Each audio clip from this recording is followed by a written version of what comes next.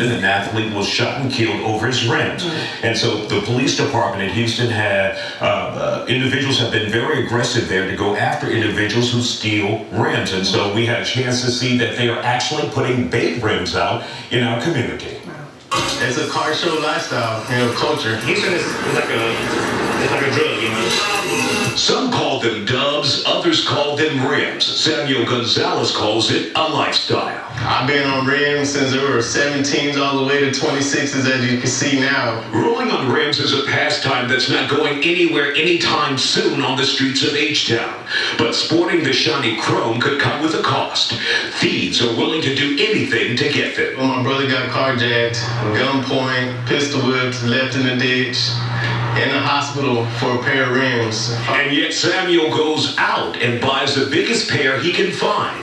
Well, it makes sense when you see his protection. This is pretty much his vehicle I love so much, it gets to be like this. You gotta carry this around. Would you shoot somebody with your rims? I gotta play by the law. If I have to, I will. Some are willing to go that far to protect the chrome on their car. That's why HPD is actively going after rim thieves. He agreed that he wanted to buy them, knowing that they were stolen. HPD's Auto Theft Division just arrested 2 people, Luciano and Magdaleno Barone, for theft of rims and tires. They bid on the bait. They're not the only ones. Over the last 2 years, there have been more than 3,000 rims stolen in Houston. Investigators tried to curb that with bait rims left out on the streets. Some thieves have left these signs behind, warning others not to fall for the trap. Interesting. But people, even with the signs, they still stop and try to take the tires and wheels.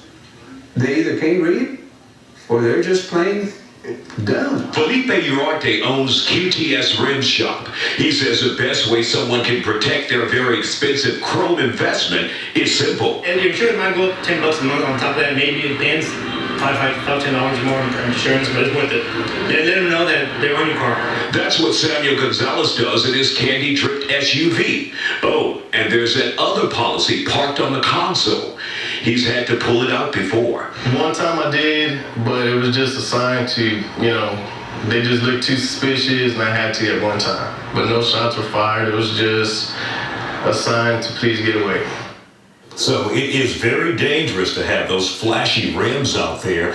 But as you can see in his case, he keeps a pistol with him. He also has insurance to protect it from thieves. And he says he doesn't drive the car at night. But HPD is aggressively going after those who try and steal those rims out there. All right, Isaiah, I know maybe you were wondering this when you did the story. No judgment here, but you wonder if it's really worth it.